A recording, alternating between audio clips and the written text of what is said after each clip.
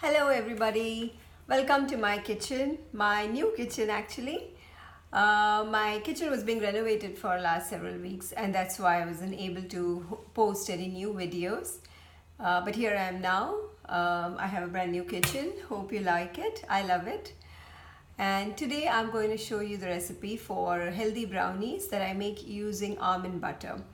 I also use either honey or maple syrup as a sweetener in this instead of refined sugar, and therefore it's refined sugar free too and healthy for you, guilt free.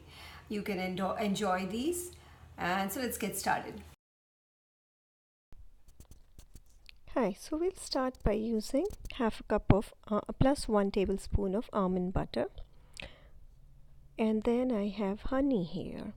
Now you could also use maple syrup instead, and I interchangeably use both of them. uh, Today I am using honey. Yeah, it can be a task to get it out, so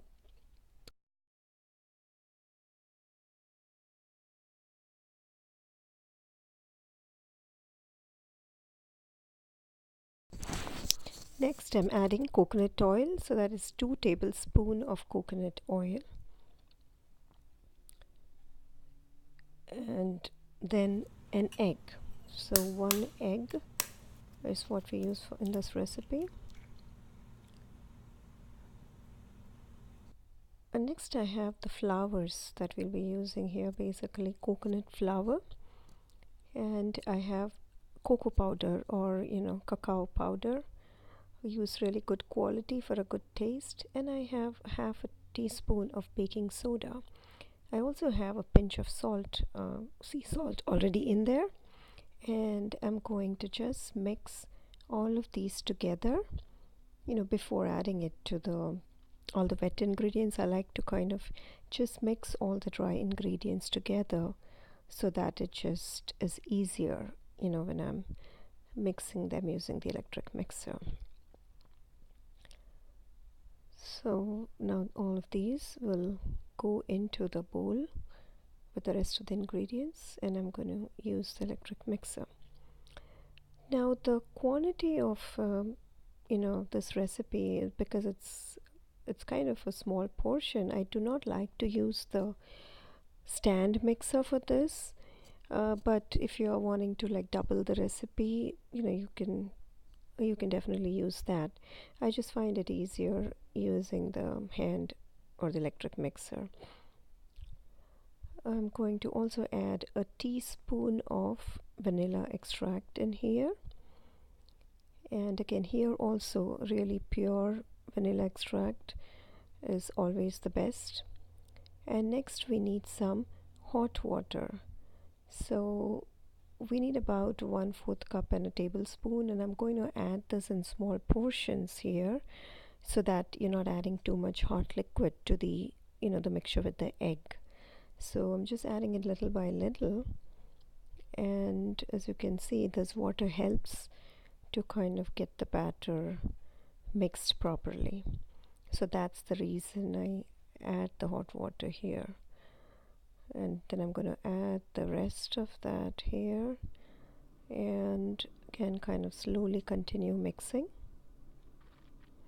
And as you can see, it's still a little bit on the thicker side, and therefore I add another tablespoon of hot water. When you're making this recipe, you can add a little bit less or more of the water depending upon how your batter turns out. So different kinds of almond butter might give you a different texture. So, but just make sure the batter is still thick, but it's you are able to pour it into the pan. I mean, as you can see here, it's really a thick batter, not like your usual brownie batter.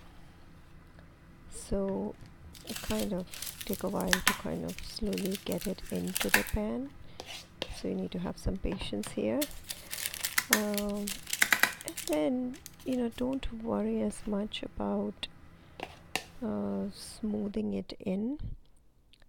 just kind of use a spoon and spread it so that it is kind of spread throughout the pan.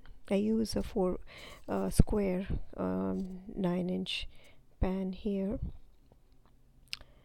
which is ideal for brownie recipes.